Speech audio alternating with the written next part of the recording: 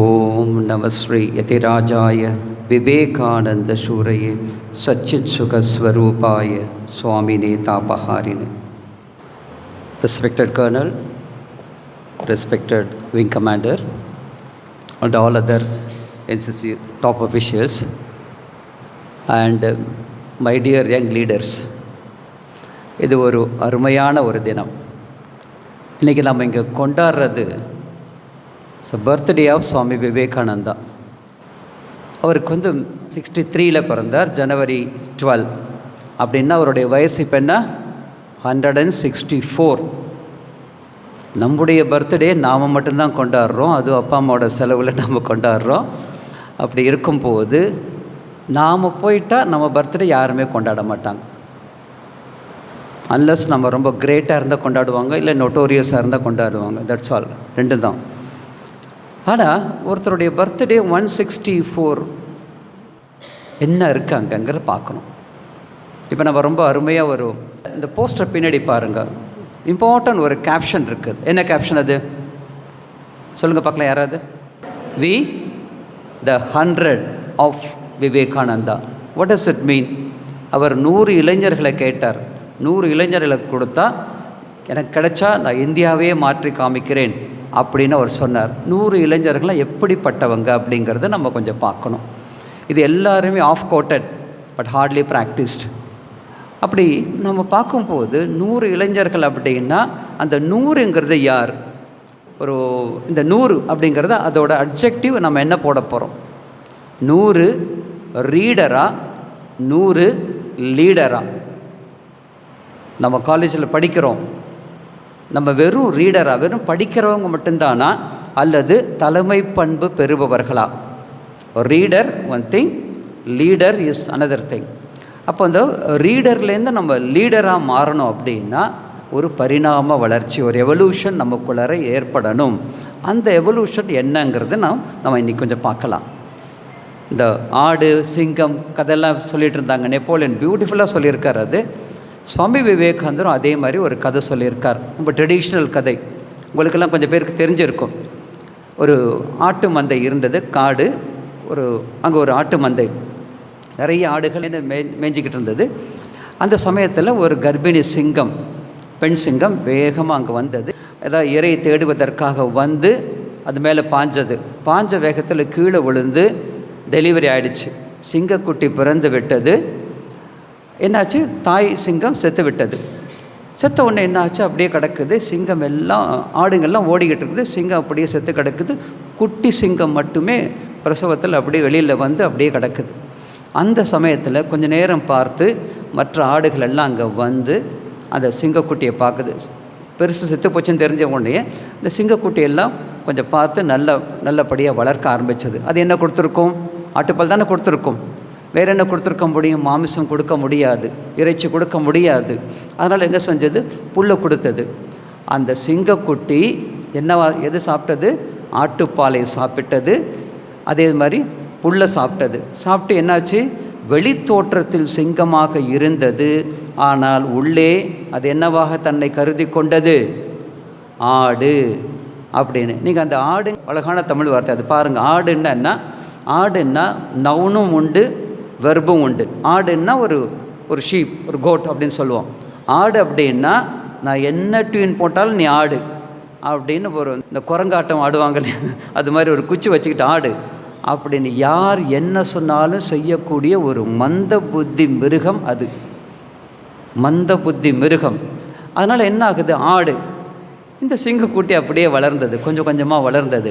நல்ல பெல்ட்டாக இருக்குது, நல்ல ஜம்முன்னு வந்துருச்சு. அது மற்ற ஆட்டுக்குட்டிகள் எல்லாமே, ஆடு எல்லாமே 1 அடி 1.5 அடி இருக்கும் போது இது 3 அடி அகலம், நல்ல கம்பீரமாக இருக்குது, நல்ல சதை போட்டிருக்கு. ஆனால் ஒன்றுமே இல்லை. அது தன்னை சிங்கமாக கருதி கொள்ளவே இல்லை, தான் சிங்கம் என்று நினைக்கவே இல்லை, நம்பவே இல்லை, நினைக்கவே இல்லை. அந்த மாதிரி ஒரு எண்ணமே வரல. நம்ம எது வித்தியாசமாக இருக்கோமே அப்படின்னு ஒரு எண்ணம் வந்திருந்தால் கூட அந்த சிங்கக்குட்டி பெரிய ஆளாக வந்திருக்கும். ஆனால் ஆட்டோட ஆடம், தட்ஸ் கால் மாப் மென்டாலிட்டி, கும்பல் மனநிலை. கும்பலில் யாராவது ஒருத்தன் கல் எடுத்து அடித்தோன்னா எல்லாருமே அடிப்போம். ஒருத்தர் ஒரு சினிமாவை பார்த்துட்டு நல்லா இருக்கு அப்படின்னு சொன்னால் எல்லாருமே போயிடுவோம். 6000 ரூபா கொடுத்து கூட ஒரு டிக்கெட் வாங்குவோம். ஓகே, அந்த மாதிரி மாப் மென்டாலிட்டி, தனித்து இருக்கக்கூடிய அந்த தனித்துவம் இருக்கிறதே இல்லை. இப்படி இருக்கும்போது நல்லா வளர்ந்தது. திடீரென்று ஒரு நாள் ஒரு ஆண் சிங்கம் வந்தது. கம்பீரமாக மெஜஸ்டிக்காக இருக்கக்கூடிய ஒரு ஆண் சிங்கம் அங்கே வந்து பார்க்குது. பார்த்த உடனே இங்கே நிறைய ஆடுகள் இருக்கு, நல்லா மேயலாம் அப்படின்ட்டு வருது. அங்கே வரும்போது வந்த உடனே ஒரு கர்ஜனை செய்த உடனே எல்லா ஆடுகளும் ஓட ஆரம்பித்தது. எல்லாம் மே அப்படின்னு கத்திக்கிட்டே போகுது. ஆனால் ஒரு வித்தியாசமான ஒரு மே இருந்தது. அது என்ன மே? இது எந்த மே? சிங்கக்குட்டி, அந்த வளர்ந்த சிங்கத்தோட மே அது. மற்ற மேயெல்லாம் சாதாரணமாக இருந்தது, ஒரு மே மட்டும் கம்பீரமாக இருந்தது. ஆனால் ஆட்டோட அந்த குரல் மாதிரி தான் கேட்டது. அப்படியே பார்த்தது, அங்கே பார்த்தா இன்னொரு சிங்கம் இருக்குது. அடடா, நம்ம மாதிரி ஒருத்தன் இருக்கானே, நம்ம போயிடலாம், அந்த பக்கம் போயிடலான்னு பார்த்தா அந்த ஓடுகின்ற ஆட்டுக்குட்டி ஆடுகள் மத்தியில் அந்த சிங்கமும் ஓடிக்கிட்டு இருக்கு. பார்த்த உடனே ரொம்ப, இது என்ன, அது சிங்கமா? அது இல்லை, அது அசிங்கம் அப்படின்ட்டு நேராக என்ன பண்ணி வேகமாக போகுது. அதுக்கு பசியெல்லாம் மறந்து போயிடுச்சு. தனக்கு தன்னுடைய பசி மறந்து போச்சு, வேட்டையாடணும் எல்லாம் மறந்து போச்சு. வேட்டையாட வேண்டியது ஒன்றே தான் இருக்கிறது. அது என்ன? வேட்டையாடுவதல்ல, அந்த சிங்கத்தை வேட்டையாட வேண்டும். வேட்டையாடி அதான் யார் என்பதை உணர்த்த வேண்டும் அப்படிங்கிற ஒரு லீடர்ஷிப் குவாலிட்டி அதுக்கிட்ட உடனே வந்தது. நேராக போகுது, அதை பிடிச்சி கொண்டு ஒரு கிணத்துல போய் பாரு அப்படின்னு சொன்ன உடனே அது பயந்து சாகுது. அது சிங்கக்குட்டி. இந்த பெரிய சிங்கம் சொல்லுது, யார் அங்கே இருக்கா பாரு அப்படின்னு. நீங்கள் இருக்கீங்க அப்படின்னு. பக்கத்தில் யார் இருக்கா? உங்களை மாதிரியே ஒன்று இருக்குது. மடையா, அது வேறு யாரும் அல்ல, நீ ஆடு அல்ல, சிங்கம் அப்படின்னு சொல்லி அது கொஞ்சம் மாமிசம் கொடுத்தது, கர்ஜனை செய்தது. அதன் பிறகு பார்த்தோம் அப்படின்னா அந்த ஆட்டுக்குட்டி எல்லாம் ஓடி போச்சு எல்லாமே. அதன் பிறகு தான் தெரிந்தது, நான் ஆளப் பிறந்தவன், வாழப் பிறந்தவன். இது மாதிரி அடிமை மாதிரி நான் புல்லையும் பாலையும் தின்னு கொண்டு இருக்க மாட்டேன் அப்படின்னு நினச்சி அந்த காட்டுக்கே ராஜா ஆனது. சுவாமி விவேகானந்தர் இந்த கதையை சொல்லிட்டு சொல்வார், மனிதா, நம்ம ஒவ்வொருத்தரும் இப்படி தான் இருக்கோம். நம்முடைய திறமை என்ன, நம்முடைய தகுதி என்ன, நமக்கு என்னெல்லாம் நம்மகிட்ட இருக்குது, எதையுமே நாம் புரிந்து கொள்ளாமல் ஏதோ இருக்கோம். கை கால் முளைத்த சிறுவர்களாகவும் சிறுமிகளாகவும் நீ இருந்து விடாதே. இது சுவாமி விவேகானந்தர் நமக்கு கொடுக்கக்கூடிய மிகப்பெரிய செய்தி. அந்த வகையில் பார்த்தோம் அப்படின்னா இன்றைக்கி அஜித் தோவல் அந்த மாதிரி வந்திருக்கார் அப்படின்னா சுவாமி விவேகானந்தா அந்த மாதிரி இருக்கார். அதே மாதிரி பார்த்தோம்னா அருணிமா சின்ஹா, அருணிமா சர்மா இல்லை, அருணிமா சின்ஹா, அவர் பார்த்தோம் அப்படின்னா கால் உடஞ்சி போச்சு. அந்த கதை தெரியும். அவர் சொன்னார், ஃபுட்பால் பிளேயருக்கு என்னம்மா வேணும்? கால் தானே வேணும். அந்த காலே இல்லாமல் எப்படி இருக்க முடியும்? ஆனாலும் என்ன செய்கிறாங்க, அந்த அருணிமா சின்ஹா அந்த மாதிரி மேலே எவரெஸ்ட்டுக்கு போகணும் அப்படின்னு நினைக்கிறாங்க. ஒரு கால் எடுத்துட்டா ஒன்றுமே இல்லை, ஒரே ஒரு நகம் எடுத்தாலே நம்ம எல்லாமே உயிரே போச்சுங்கிற மாதிரி வாழ்கிற கூட்டம் நம்ம எல்லாருமே, நிறைய பேர் அப்படி தான் இருக்கோம். ஆனால் இடது கால் முழுவதும் எடுத்துட்டாங்க. அந்த தொடக்கின் கீழே அந்த அம்மாவுக்கு கால் கிடையாது. அந்த சமயத்தில் என்ன பண்ணுறாங்க, எல்லாருமே டிஸ்கரேஜ் பண்ணுறாங்க. உன்னால் முடியாதுடா, இந்த மாதிரிலாம் பண்ணாத, மலை ஏற முடியுமா? கால் வச்சுக்கிட்டு ஒரே ஒரு கால், அந்த காலை வச்சுக்கிட்டு செயற்கை கால் வச்சுட்டு ஓட முடியுமா? செயற்கை கால் வச்சுட்டு மேலே ஏற முடியுமா? மூச்சு முட்டும், கால் இருக்காது, கால் நல்ல காலே அங்கே தடுமாறும். அப்படி இருக்கும்போது செயற்கை கால் எந்த நேரத்தில் நழுவி விழுந்த என்ன ஆகும்? மலையிலிருந்து அப்படியே கீழே விழ வேண்டியதுதான். அப்படிப்பட்ட ஒரு மோசமான நிலையில் இந்த அம்மா ப்ராக்டிஸ் பண்ணி மேலே ஜெயிச்சு வந்தாள். அந்த ஜெயிக்கிறதுக்கு முன்னாடி கிட்டத்தட்ட 1.5 வருடங்கள் அந்த கால் எடுத்து அவங்க படுக்கையாக இருக்காங்க. சாதிக்கணும்னு ஆர்வம் இருக்குது, துடிப்பு இருக்குது. ஆனால் என்ன இல்லை, காலில் பலம் இல்லை, மனசில் பலம் இல்லை, ஆர்வம் மட்டும்தான் இருக்குது. ஆர்வம் இருக்குது, அனுபவம் இல்லை. அந்த சமயத்தில் என்ன பண்ணுறாங்க, அவங்க படித்தது எல்லாமே நிறைய பேருக்கு தெரியாது. அவங்க படித்தது எல்லாமே சுவாமி விவேகானந்தருடைய கருத்துக்கள். அந்த ஒரு வருஷம் மோல்டிங் பீரியட், அது it is second life for her. Second life எப்படி வருது அப்படின்னா, ஃபஸ்ட்டு லைஃப் ஃபுட்டு சாப்பிட்டு நல்லா வளர்ந்தோம், படித்தோம் கொஞ்சம், அதில் வளர்ந்து ஒரு பொண்ணாயிட்டா. இப்போ என்ன ஆகிறா, ஒரு பெண்ணாக இருந்தவர் ஒரு சிறுமியாக இருந்தவள் இப்போது சாதனை பெண்ணாக மாறுகிறாள். அதுக்கு என்ன வேணும்? சிந்தனைகள் வேண்டும், ஊக்கம் வேண்டும், ஆர்வம் வேண்டும். அதுக்கு உண்மையான பெரிய சிந்தனைகள்லாம் வேணும் அப்படின்னு நினச்சி அது கொண்டு வர்றா. என்னென்ன டெவலப் பண்ணிக்கிட்டாங்கிறத பார்க்கணும். உங்களுக்கு எல்லாருக்கும் IBM தெரியும் இல்லையா? International business machine, IBM. நிறைய பேர் பாருங்கள், கொஞ்ச நாள் நீங்களே ஒரு 5 வருஷத்துக்கு அப்புறம் நீங்களே IBMல சேர்ந்துருவீங்க. சேர்ந்துட்டு Swamiji IBM, I'm from IBM அப்படி ரொம்ப பெருமையாக நம்ம பேசுவோம். அந்த IBMங்கிறது இதில் IBM, சுவாமி விவேகானந்தர் ஒரு IBMை காட்டுறார். என்ன தெரியுமா? ஐ அப்படின்னா என்னவாக இருக்கும்? இதுதான் சொன்னேன், இன்டர்நேஷ்னல் பிஸ்னஸ் மிஷன் அப்படி சொன்னேன். அதே மாதிரி சுவாமி விவேகானந்தரும் 3 லெவலில் நம்ம டெவலப் பண்ணிக்கணும் அப்படிங்கிறார். IBM. What is that? ஒரு கிரிக்கெட்னா, உங்களுக்கு தமிழ்களுக்கு கிரிக்கெட்னா தெரியும். கிரிக்கெட்டில் 3 மேஜர் டிபார்ட்மெண்ட்ஸ் இருக்குது. நான் ஒன்று சொல்கிறேன், பாக்கி 2 நீங்கள் சொல்லுங்கள். Batting, bowling, fielding. Okay, right. ENT என்னது? Ear, tongue, throat. Okay, ENT. முத்தமிழ், இயல், நாடகம். அப்போ எல்லாமே 3 இருக்குது அப்படின்னா Vivekananda also gives 3 important things. IBM என்ன தெரியுமா? Intellect, body, mind. Please repeat. 3 லெவல்லையும் நமக்கு இருக்கணும். இப்போல்லாம் கமாண்டர் சொன்னாங்க, முப்படையிலையும் நம்ம இருக்கணும். வானம், கப்பல், தரைப்படை, 3 படையும் நமக்கு இருக்கணும். அந்த வகையில் 3 சொல்கிறார். அதுக்கு ஒரு அருமையான life incident I will tell. Swami Vivekananda வாசன் அமெரிக்கா போகிறார். போயிட்டுருக்கும் போது கால்ஃப் விளையாடுறாங்க. கால்ஃப் கேள்விப்பட்டிருக்கீங்களா? அந்த பக்கத்தில் தூரத்தில் ஒரு துளை இருக்கும். அது சொஃபிஸ்டிகேட்டட் பீப்புள் ஒன்லி, அவங்க தான் அது விளையாடுவாங்க. ஒரு சின்ன கிளப் ஒன்று இருக்கும், கால்ஃபு கிளப். நம்ம கிரிக்கெட்டில் பேட் பண்ணுறோம்லே அது மாதிரி சின்னதாக இருக்கும், அந்த பேர் கிளப். அது அந்த ஓட்டையில் போய் அந்த பந்தை தட்டணும். இப்படியே தட்டுப்பாங்க, நிறைய பேர் தட்டுறாங்க. ஒன்று அந்த குழிக்கும் அந்த பக்கம் போயிடுது, இல்லைன்னா குழிக்கு இந்த பக்கம் வந்துடுது. ஏதோ யாருமே அட்டன் பண்ண முடியல. நோபடி வாஸ் கரெக்டாக அதை கொண்டு போய் போட முடியல. எல்லோரும் இந்த மாதிரி செய்யும் போது Swami Vivekananda was going that side. பார்த்த உடனே அவர் just smiled. Because so many days these people are practicing without focus அப்படின்னு பார்த்துட்டு ரொம்ப பரிதாபப்பட்டு சிரிக்கிறார். இப்போ நம்ம பார்க்கும்போது நம்மளாம் ஏதோ விளையாடுறோம் அப்படின்னா ஃபோக்கஸோடு விளையாடுறது ஒன்று, ஃபோக்கஸ்லெஸ் கேம் இருக்கு இல்லையா, அது மாதிரி விளையாடுறது நம்ம பார்க்குறோம். ஃபோக்கஸோடு விளையாடாமல் இப்படி இருக்காங்களே, லைஃபோடு விளையாடுறாங்களே இவங்க அப்படின்னு நினச்சி சுவாமிஜி சிரிக்கிறார். லேசாக ஸ்மைல் பண்ணிவிட்டு போகிறார். உடனே அங்கே இருக்கிறவனுக்கு எப்போவுமே பர்ஃபார்ம் பண்ணுறவனுக்கு ஈகோ வராது, பர்ஃபார்ம் பண்ணாதவனுக்கு தான் ஈகோ வரும், கோபம் வரும். உடனே சுவாமிஜிக்கிட்ட கேட்குறார், எங்களை பார்த்து நீங்கள் சிரிக்கிறீங்களோ, நீங்கள் பண்ண முடியுமா?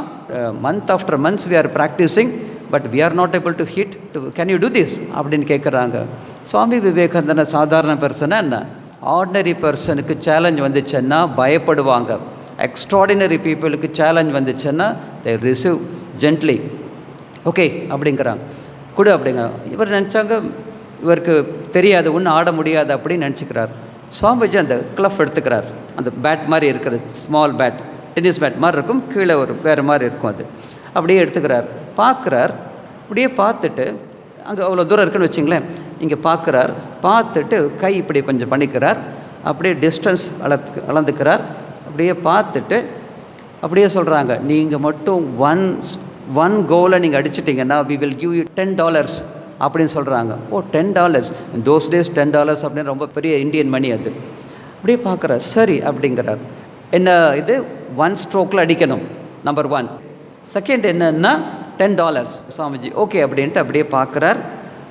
Just he closed his eyes, மைண்டை கான்சன்ட்ரேட் பண்ணுறார். அடிக்கிறார். வேகமாகவும் அடிக்கலை, மெதுவாகவும் அடிக்கலை. முன்னாடி அடித்தவங்கெல்லாம் வேகமாக அடிப்பாங்க, சிக்ஸர் அடிக்கிற மாதிரி, அது எங்கேயோ போயிடும்.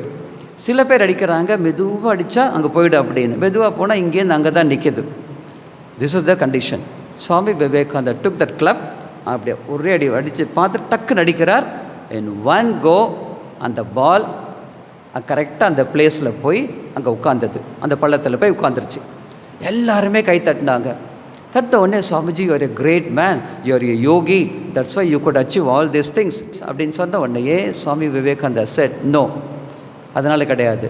What I did same thing you can also do this is not achievement, it's a focus of mind அப்படின்னு சொன்ன உடனேயே ஹவு டிட் யூ டூ அப்படின்னு கேட்டாங்க. ஜென்ரலி அப்படி தானே கேட்பாங்க. அப்போ சுவாமிஜி சொன்னாரா, எனக்கு என்னுடைய பலம் தெரியும், என்னுடைய புஜ பலம் எனக்கு தெரியும், என் கையில் எவ்வளோ பலம் இருக்குன்னு எனக்கு தெரியும், அந்த பந்து போகிறதுக்கு எப்படி அடிக்கணும்னு தெரியும். ரொம்பவும் தோனியை சிக்ஸர் அடிக்கிற மாதிரி, ராக்கெட் ஷாட் அடிக்கிற மாதிரி அடிக்க வேண்டியதில்லை, அதே சமயம் டொங்கு அடிக்க வேண்டியதும் இல்லை, எவ்வளோ அடித்தா அங்கே போகும் அப்படிங்கிற என்னுடைய கை பலம் எனக்கு தெரியும், பாடி. தென் நான் கால்குலேட் பண்ணிக்கிட்டேன், இப்படி அடித்தா இந்த ஃபோர்ஸில் அடித்தா நேராக அங்கே போய் விழும் அப்படிங்கிறது எனக்கு தெரியும். Calculation, intellect, right. மூணாவது என்னோடய மைண்டு சந்தோஷமாக வச்சுக்கிட்டு அடித்தேன்.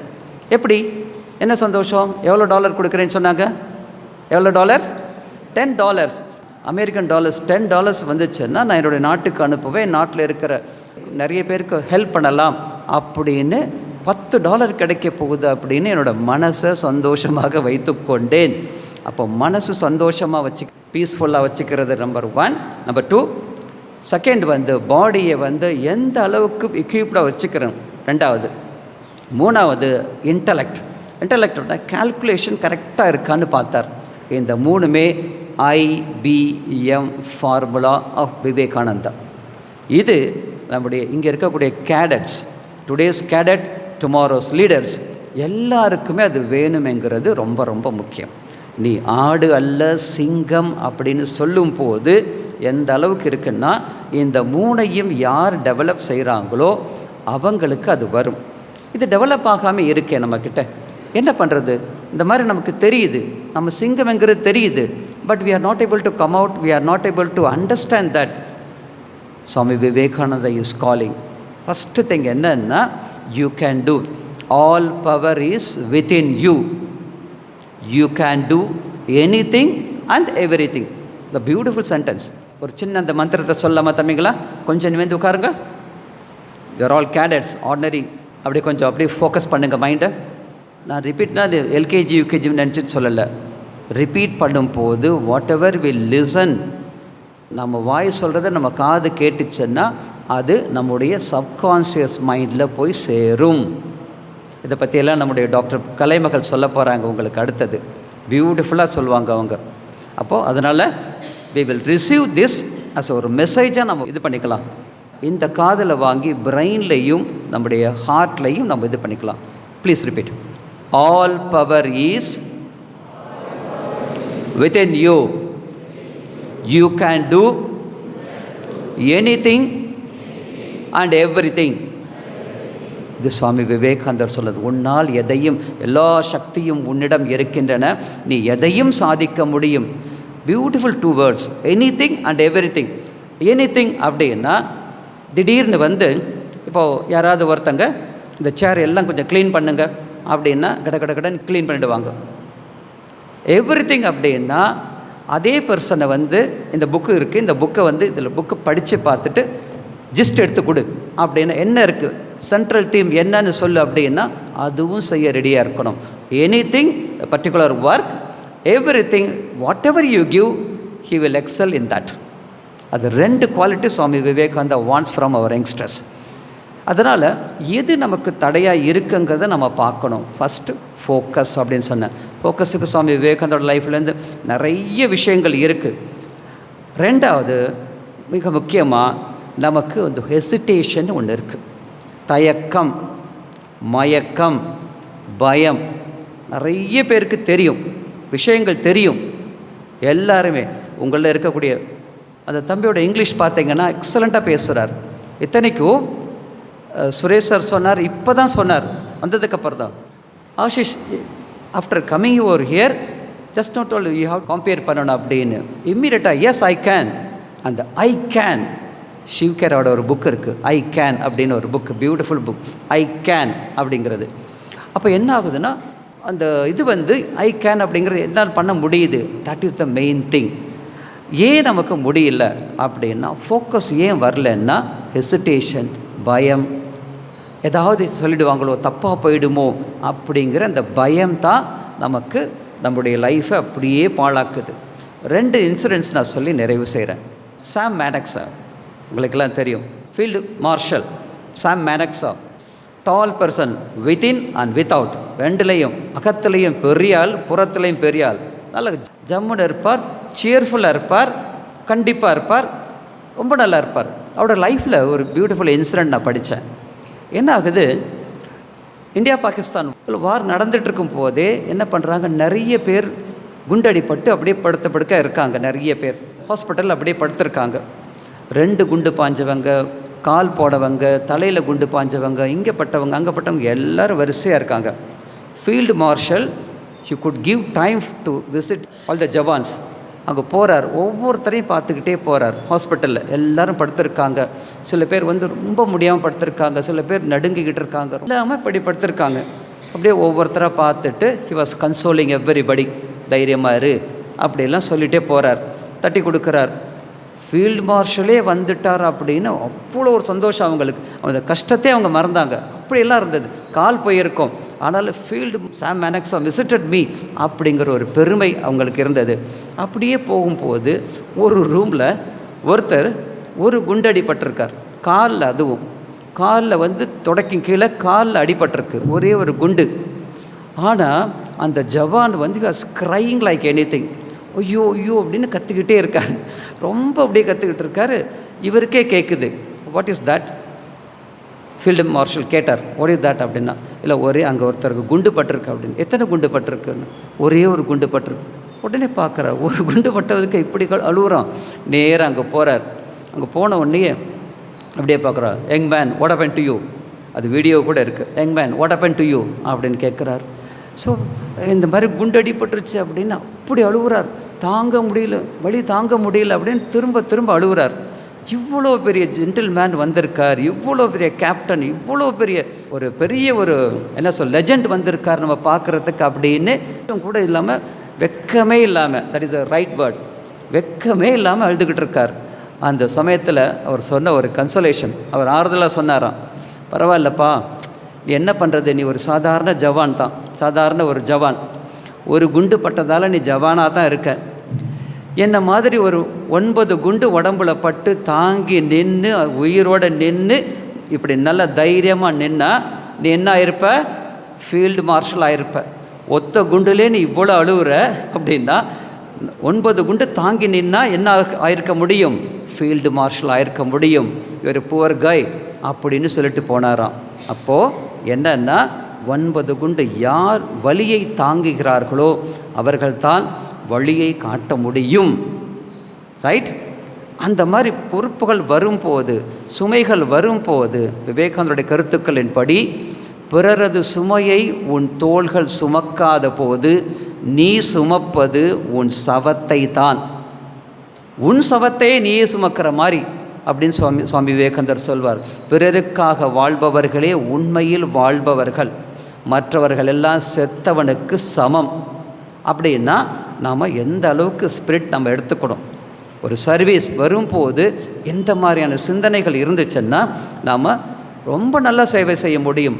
அது மட்டும் இல்லாமல் எக்ஸாம்பிளரியாக நம்ம இருக்க முடியும். ஒரு குண்டு பட்டவன் அலறிக்கிட்டு இருக்கா, 9 குண்டு பட்டவன் நிமிர்ந்து நிற்கிறான், வழி நடத்துகிறார். இதை நம்ம பார்க்குறோம். ரெண்டாவது, ஒரு சம்வேர் நாக்பூரா எங்கேயோ ஒரு ஸ்கூல், எனக்கு எந்த ஒரு ஞாபகம் இல்லை எனக்கு. அந்த ஸ்கூலில் திடீர்னு ஒரு நாள் ஒரு ஆர்மி ஜீப் நிற்கிது. நின்ன உடனேயே ஸ்கூல், நம்முடைய காலேஜுக்கு வந்துச்சுன்னா என்சிசி ஆஃபீஸர் நம்ம சொல்லலாம். அந்த சாதாரண ஒரு கிராமத்து ஸ்கூல், அங்கே ஆர்மி ஜீப் நிற்கிது. நின்ன உடனே இங்கே யார் ஹெட்மாஸ்டர் யார் அப்படிங்கிறாங்க. வயசானவர் ஒருத்தர் வேறு, நான் தான் அப்படிங்கிறார். உங்களை எங்கள் கமாண்டர் பார்க்கணும்னு சொல்கிறார் அப்படிங்கிறார். யார்? எனக்கு ஒன்றும் கமாண்டர் தெரியாது. எப்படி இருந்தாலும் ஒரு பயம் வரும்ல, எங்களுக்கு தெரியாது அப்படிங்கிறார். இல்லை, உங்களுக்கு கமாண்டர் உங்கள் பேர் தான் சொன்னார் அப்படின்னு சொல்லிட்டு கூட்டிகிட்டு போனாங்க. இவருக்கா பயம், என்னடா அது என்ன ஆச்சு அப்படின்னு. அப்போது கார்கில் வார் நடந்துக்கிட்டு இருக்கிற சமயம் என்ன ஆச்சு அப்படின்னு போகிறார். இங்கேருந்து போகும்போது அப்படியே சொல்கிறார், அவர் யார்? எங்களுக்கு ஒன்றும் தெரியாது, நீங்கள் வாங்க. ரொம்ப பயந்துக்கிட்டே இந்த ஆசிரியர், தலைமை ஆசிரியர் போகிறார். அங்கே போன உடனேயே உள்ளார ஒருத்தர் படுத்திருக்கார், கமாண்டர் அப்படியே படுத்திருக்கார். அப்படியே பார்க்குறார், நீங்கள் போய் பாருங்கள் அப்படின்னு. ஒரு மெதுவாக போகிறார். சார் வாங்க சார், வாங்க சார், என்னால் எழுந்து நமஸ்காரம் பண்ண முடியாது உங்களுக்கு, ஏன்னா என் கால் போயிடுச்சு அப்படிங்கிறார். சரிங்க அப்படின்னு சொல்கிறார். இவருக்கு பெரிய ஆஃபீஸர், நான் ஒரு சாதாரண ஸ்கூல் ஹெட்மாஸ்டர். அப்படி இருக்கும்போது என்னை எதுக்கு கூப்பிட்ருக்கீங்க அப்படின்னு. என்ன உங்களுக்கு தெரியலையா சார் அப்படிங்கிறார். என்னென்னு கேட்டால், நீங்கள் தான் எனக்கு ஸ்கூல் மாஸ்டர். சின்ன வயசில் இருக்கும்போது ஸ்கூலில் தான் நீங்கள் நிறைய எனக்கு நல்ல நல்ல விஷயங்கள் கற்றுக் கொடுத்தீங்க, எங்களோட டீமையே நிறைய பேருக்கு நீங்கள் கற்றுக் கொடுத்தீங்க அப்படின்லாம் சொல்கிறார். சரி அப்படின்னு சொன்ன உடனேயே, என்னாச்சு உங்களுக்கு கால் அப்படின்னு சொன்னப்போ ஹி செட் ஒன் பியூட்டிஃபுல் ஒரு இன்சிடென்ட் நடந்தது. இந்தியா கார்கில் வார் நடந்ததுக்கு இந்தியா பாகிஸ்தான் போயிட்டுருக்குது. அட் ஒன் பர்டிகுலர் ஏரியா ஒரு இதில் மலை இருக்குது. அந்த மலையில் ஏறணும். அந்த பக்கம் போயிட்டான்னா பாகிஸ்தான் போயிட முடியும். இப்படி இருந்தால் இந்தியா இருக்குது. அந்த மலை தனியாக பட்டு நிற்கிது. என்ன ஆகுது, பாகிஸ்தான் ஜவான்ஸ் எல்லாம் மேலே நின்றுக்கிட்டு கன் வச்சு ஷூட் பண்ணிகிட்டே இருக்காங்க. இவங்க கீழேருந்து மேலே போய் அவங்கள அடிச்சுட்டு அந்த பக்கம் போகணும். இது போனால் தான் முடியும், இல்லைன்னா ரொம்ப சிரமமாயிடும் அப்படிங்கிறது மாதிரி ஒரு சுச்சுவேஷன் இருக்குது. அந்த சமயத்தில் கால் இழந்து படுத்திருக்கார் இல்லையா, இந்த கமாண்டர் அப்படியே பார்க்குறார். பார்த்துட்டு ஒரு கீழே கிட்டத்தட்ட 120 பேர் என்னமோ இருக்காங்க. சொல்கிறாங்க, அவங்க போகும்போது எப்படியாவது போனாலும் சரி, மேலே இருக்கிறவன் சுட்டால் தானே கரெக்டாக சுட முடியும். கீழேருந்து சுடுறதோட மேலே இருக்கிறவன் சுட்டாங்கன்னா என்ன ஆகும். அப்படியே போட்டு எவ்வளோ பேர் போனாலும் 10 பேர் போனாலும் 10 பேர் அவுட், 5 பேர் போனாலும் 5 பேர் அவுட். இந்த மாதிரி ஒவ்வொன்றா அப்படியே போயிட்டுருக்குது. இந்த கமாண்டருக்கு என்ன பண்ணுறதுன்னு தெரியல. அப்போது எல்லோரும் பயந்துருக்காங்க. எல்லாருமே கொஞ்சம் வேணாம் சார் அப்படின்னு சொல்லிகிட்டு இருக்காங்க. அப்போது என்ன பண்ணுற, அந்த கமாண்டர் மேலே போகணும். என்ன செய்கிறது, நைட்டு என்ன தான் இருந்தாலும், எப்படி கண் விழித்தாலும் தூக்கம் வர நேரம் எது தம்பி? நைட் 1 மணி இல்லையா? 1 மணி என்ன ஆகும், என்ன தான் இருந்தாலும் ஒரு அப்படியே தள்ளிடும் நமக்கு. அந்த நேரம் செலக்ட் பண்ணுறார் commander. Selected that early morning 1 o'clock. போகிறார். ஒரு 20 பேர் எடுத்துக்கிட்டு போகிறார். மனசுக்குள்ளார ரொம்ப கத்தி பேசாமல் ஒரே ஒரு பாட்டு, அந்த பாட்டோட ஒரு லைன் எடுத்துக்கிறார். அதுக்கு முன்னாடி அந்த முழு பாட்டையும் தன்னுடைய ஜவான்கள்கிட்ட எல்லாம் சொல்லி காமிக்கிறார். அதில் ஒரு லைன் ரொம்ப முக்கியம். தேஷ் கே லியே ஜீனா ஹை, தேஷ் கே லியே மர்னா ஹை. தேசத்திற்காக வாழ்வோம், தேசத்திற்காக வீழ்வோம் அப்படிங்கிற ஒரு லைன் வருது. அந்த லைன் திரும்ப திரும்ப சொல்கிறார். திரும்ப திரும்ப சொன்னோடனே எல்லாரையும் மோட்டிவேட் பண்ணிட்டார். மோட்டிவேட் பண்ணவுடனே டிசிப்ளினாக அங்கே அப்படியே போகிறாங்க. நீங்கள் எப்படி போங்க, நீங்கள் அப்படி போங்க. எல்லோரும் போய் மனசுக்குள்ளார பயமே இல்லாமல் இந்த ஒரு வாக்கியத்தை மட்டுமே, தேசத்திற்காக வீழ்வோம், தேசத்திற்காக வாழ்வோம் அப்படிங்கிற அந்த வார்த்தையை எடுத்துக்கிட்டு நீங்கள் போங்க அப்படின்னு சொன்ன உடனே அவரே முன்னாடி நின்று போகிறார். போக போக அப்படியே போனவுடனே திடீர்னு இவங்க போயிருக்காங்க. எல்லாரையுமே அவுட் ஆக்கிட்டாங்க. எல்லாரையுமே நிர்மூலம் பண்ணிட்டாங்க. அது மட்டும் இல்லாமல் அந்த சமயத்தில் திருப்பி அவங்களும் சுட்டாங்க இல்லையா, சுடும்போது இவருடைய கால் போயிடுச்சு. இருந்தாலும் கால் போனாலும் அந்த பகுதி, எந்த பகுதி பாகிஸ்தானுக்கு போயிடும் அப்படின்னு நினச்சாமோ அந்த பகுதியை மீட்டு கொடுத்துட்டார் இந்த கமாண்டர். அப்போது அப்படி சொல்கிறார் அந்த ஆசிரியர், நாங்கள் சின்ன வயசில் நீங்கள் போட்ட விதை தான் சார் இன்றைக்கி இவ்வளோ பெரிய எனக்கு பெரிய அவார்டெல்லாம் கொடுக்குறாங்க. ஆனாலும் where from I got this idea from you my dear teacher அப்படின்னு சொன்னாராம். அப்போது அந்த ஒரு விஷயத்தை ஞாபகம் வச்சுக்கணும். இந்த பயம் இல்லை அப்படிங்கிற தன்மை இருக்குல்ல, பயமற்ற தன்மை இருக்குது இல்லையா, விவேகானந்தருக்கு ரொம்ப பிடிச்சது. அபி அபி அப்படின்னு சொல்லுவார். திரும்ப திரும்ப சான்ஸ்கிரிட்டில் சொல்லக்கூடியது பி ஃபியர்லெஸ், பி ஃபியர்லெஸ் அப்படிங்கிறது திரும்ப திரும்ப சொல்வார். அதனால் நாம் அவர்கிட்ட கற்றுக்க வேண்டிய அந்த விஷயத்தை பி ஃபியர்லெஸ் அப்படின்னு சொல்லும்போது இன்டர்வியூலே ஃபியர்லெஸ்ஸாக இருக்கணும். எங்கே போனாலும் திடீர்னு யாராவது பேச சொன்னால் அந்த இடத்துலையும் ரெடியாக இருக்கணும். Readiness is all. விவேகானந்தருடைய another important say, readiness is all. எங்கே இருந்தாலும் ரெடியாக இருக்கணும். ஆர்மியில் அப்படி தானே கமாண்டர், ரெடியாக இருக்கணும். At any time you have to be ready. அந்த ரெடினஸ் இருக்கணும் அப்படிங்கிறது முக்கியமான ஒரு விஷயம். இன்னொரு அனெக்டோட் எனக்கு ஞாபகத்துக்கு வருது. இமயமலை பக்கமாக போயிட்டுருக்கார் சுவாமி விவேகானந்தர். அந்த சமயத்தில் அவர் கூட இன்னொரு வயசானவரும் போகிறார், ஒரு சாது. அப்படியே போகிறார். இமயமலை அப்படியே போக போக இப்படியே பிளெயினில் நடக்கிறது ஈஸி, அப்படியே போயிட்டுருக்கலாம். மலையில் வரும்போது என்ன ஆகும், அப்படியே மேலே மேலே போகும். இவருக்கு 80 வயசு. எல்லா 81 வயசுக்காரங்களும் அஜித் தோவல் மாதிரி இருக்க மாட்டாங்க இல்லையா. இவருக்கு வந்து சாதுக்கு வந்து கை காலம் நடுங்குது. அப்படியே போகிறார். பின்னாடி சுவாமி விவேகானந்தர் வந்துக்கிட்டு இருக்கார். அப்போ திடீர்னு நின்றுறார். அப்பா நான் செத்தேன், இனிமேல் நான் போகவே முடியாது, மேலே போக முடியாது, நான் இங்கேயே உட்காந்துடுறேன் அப்படின்னு உட்காந்துடுறார். கிட்டத்தட்ட 2 கிலோமீட்டர் நடந்து வந்தவர் இன்னும் 1 கிலோமீட்டர் தான் இருக்குது, மேலே போகணும். அதை பார்த்துட்டு சாமிஜி சொல்கிறார், ஐயா ஒரு கணம் நின்று பாருங்கள். உங்கள் பின்னாடி இவ்வளோ தூரம் நீங்கள் கடந்து வந்த பாதை, நீங்கள் தைரியமாக, அது நல்லது, மேலே வந்து கோயில்கள் இருக்குது, அந்த கோயிலை தரிசனம் பண்ணுறதுக்காக போகிறோம், தைரியமாக பக்தியோடு வந்தீங்க. அதனால் எந்த பாதை உங்களுக்கு பின்னாடி இருக்கிற நீங்கள் கடந்து வந்த பாதை, அந்த பாதை இப்போது நீங்கள் தைரியமாகவும் பக்தியோடு வந்ததால் அந்த பாதை உங்கள் காலடியின் கீழ் கிடக்கிறது. இன்னும் கொஞ்சம் நீங்கள் பார்த்தீங்கன்னா எதிரில் இருக்கக்கூடிய அந்த பாதை கூட நீங்கள் தைரியமாக நடந்தால், இப்போது இவ்வளோ தூரம் நடக்கணுமே அப்படின்னு ஒரு பயம் வருது இல்லையா. எதிரில் தெரியும் எந்த பாதை உங்களை பயமுறுத்துகிறதோ அந்த பாதை விரைவில் உங்கள் காலடியில் வந்து கிடக்கும்.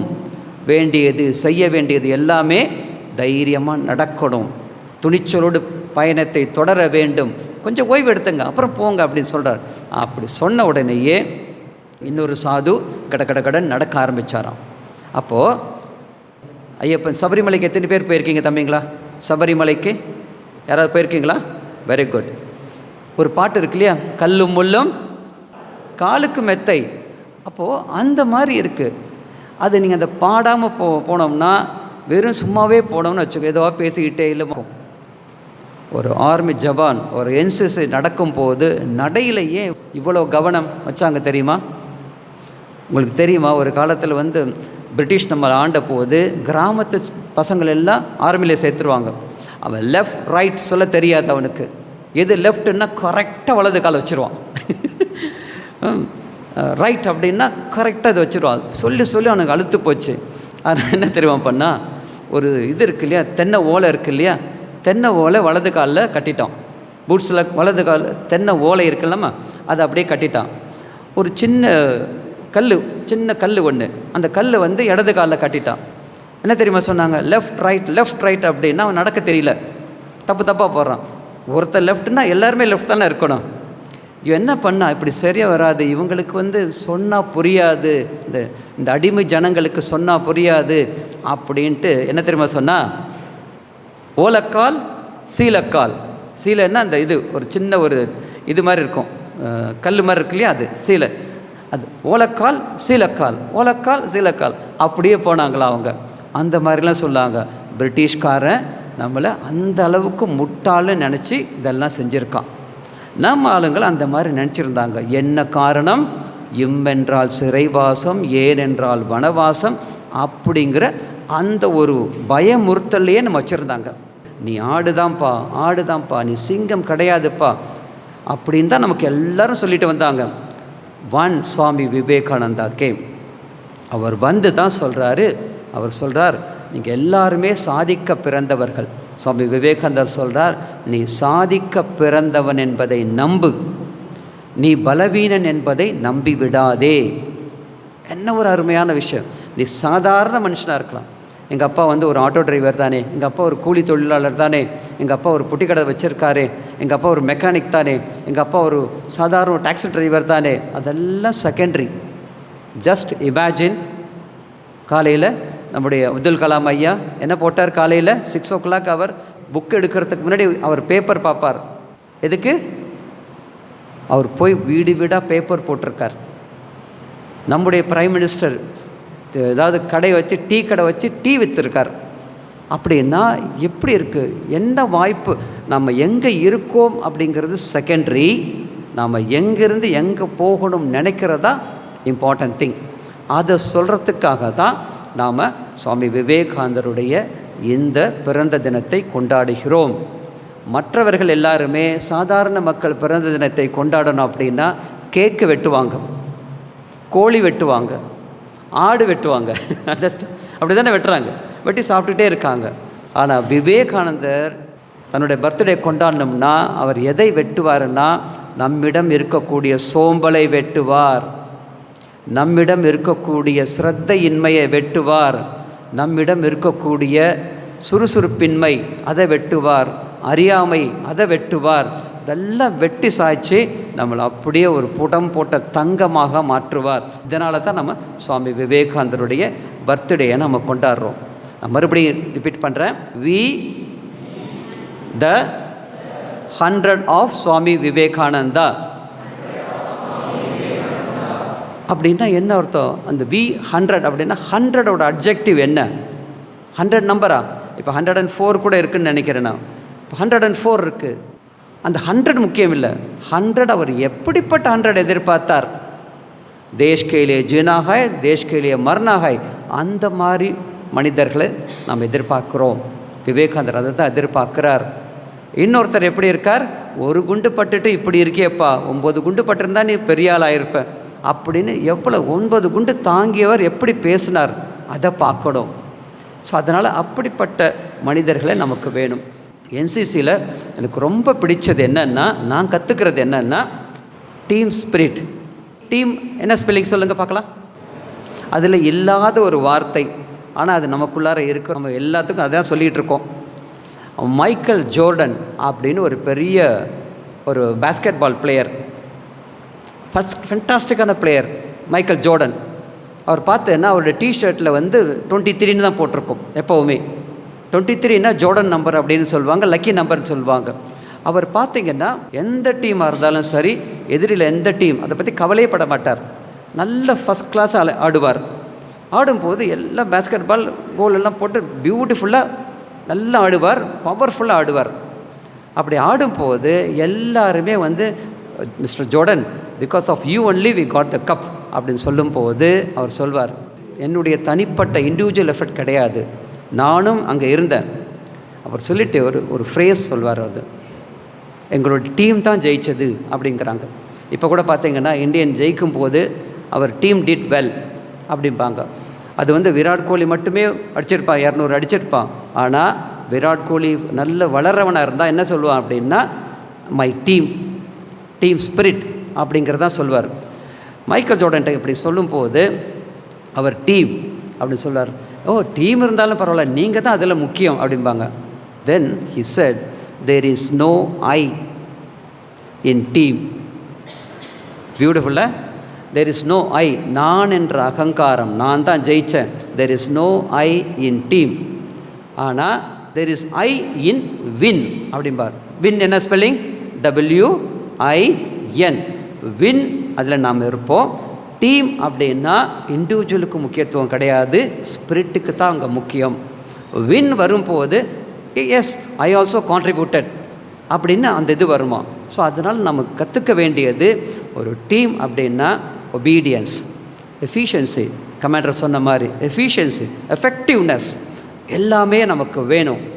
ஒரு சாதாரண வேலையை இப்போ நம்ம படிக்கிறோம், இப்போ நம்மெல்லாம் படிக்கிறோம், நிறைய படிச்சுக்கிட்டு இருக்கோம். ஒரு சாதாரண ஒரு விஷயம் சுவாமி விவேகானந்தா மீரட் ஒரு லைப்ரரி போகிறார். ஒரு லைப்ரரி, அதில் ஒரு புக்கு 8 வால்யூம்ஸ், சர் ஜான் லபக் அப்படின்னு ஒருத்தர் எழுதின புக்கு. அந்த புக்கு கிட்டத்தட்ட 800 பேஜஸ். ஒரு புக்கு இங்கிலீஷில் 800 பேஜஸ் எப்படி இருக்கும்? நம்ம அந்த புக்கு பார்த்து எடுத்தாலே பெரிய விஷயம். சுவாமி விவேகானந்தர் அந்த புக்கு எடுக்கிறார். ஃபஸ்ட் எடுக்கிறார். காலையில் ஒரு 9 o'clock ஸ்டார்ட் பண்ணுறார். ஒரு 4 o'clock அந்த புக்கு கொடுத்துட்டு அந்த ஆள்கிட்ட சொல்கிறார், இன்னொரு கொண்டு வந்துட்டு சொல்கிறார், பிரிங் செகண்ட் வால்யூம் அப்படிங்கிறார். ஒரு நாள் பார்த்துட்டார். சரி, ஏதோ பார்த்துட்டு இது பண்ணியிருப்பார், நம்ம புக்கெல்லாம் பார்ப்போம்ல, அது மாதிரி நினச்சிட்டு போகிறார். செகண்ட் டே ஈவினிங் முடிச்சிட்டார். Second volume, third volume, third day third volume, fourth day fourth volume complete அப்படி அப்படியே முடிச்சுட்டு போட்டார். லைப்ரரியனுக்கு ஒரு டவுட்டு, எப்படி இது 800 வால்யூம் 800 பேஜஸ் இருக்கிற ஒரு புக்கை எப்படி ஒருத்தர் ஒரே நாளில் படிக்க முடியும் அப்படின்னு யோசிக்கிறார். Effectiveness, focus of mind, concentration of the mind, அதெல்லாம் சுவாமி விவேகானந்தனை கற்றுக்கணும். அவர் சொல்கிறார், நேராக லைப்ரரிக்கே போயிடுறார். அங்கே போயிட்டு, my dear librarian, it seems you have doubted me அப்படின்னு கேட்டுட்டு அங்கே சொல்கிறார். போன உடனேயே ஃபஸ்ட் வால்யூம் எடுக்கிறார். எடுத்துட்டு அப்படியே திறக்கிறார். இது என்ன, இந்த கேள்விக்கு என்ன பதில் அப்படிங்கிறார். பிலீவ் மீ, சுவாமிஜி வெர்பாட்டமாக அப்படியே சொல்கிறார். அதில் புக்கில் என்ன இருக்கோ அப்படியே சொல்கிறார் பதில். செகண்ட் வால்யூம் எடுக்கிறார், அதுலேருந்து கேட்குறார் ஏதோ கொஸ்டின், ரேண்டமாக ஓப்பன் பண்ணுறார், கேள்வி கேட்குறார், உடனே சொல்கிறார். 3 4 8 வால்யூம் கேட்குறார், எல்லாத்தையும் சொல்கிறார். சுவாமி விவேகானந்தர் உடனே அங்கே எப்படி இது அடித்தப்போ நீங்கள் பெரிய யோகி அப்படின்னு சொன்னாங்களோ அதே மாதிரி இந்த லைப்ரரின்னு சொல்லியிருக்கணும். அப்போ சொன்னார், நோ, நான் யோகிங்கிறதாலேயோ நான் ஒரு துறவிங்கிறதாலேயோ ஒரு சுவாமிங்கிறதாலேயோ அந்த மாதிரி இல்லை. ஃபோக்கஸ் பண்ணால் எல்லாரும் அச்சீவ் பண்ண முடியும், எல்லாருமே அச்சீவ் பண்ண முடியும் அப்படிங்கிறதா நம்ம கற்றுக்க வேண்டியது. அதாவது concentration of the mind, strength of the mind and peace of the mind. இந்த 3மே நமக்கு வேணும் ஃபார் எவ்ரிபடி. மன வலிமை, மன ஒருமை, மன அமைதி, இந்த 3மே இருந்தால் தான் நாம் we will become a leader and will remain a leader. So உங்கள் எல்லாருக்கும் பகவான் ஸ்ரீராமகிருஷ்ணனுடைய அருளால் நீங்கள் அடுத்த ஒரு 10 வருஷத்துக்கு அப்புறம் when we conduct this type of program, நம்ம சீஃப் கெஸ்ட்டுக்காக we don't want to see anybody. Chief கெஸ்ட்டில் எதில்லைன்னா இந்த 34 குரூப்லேருந்தே நமக்கு சீஃப் கெஸ்ட்டு வரணும். வருவீங்களா? Okay, all the best. My prayer for you. Thank you very much.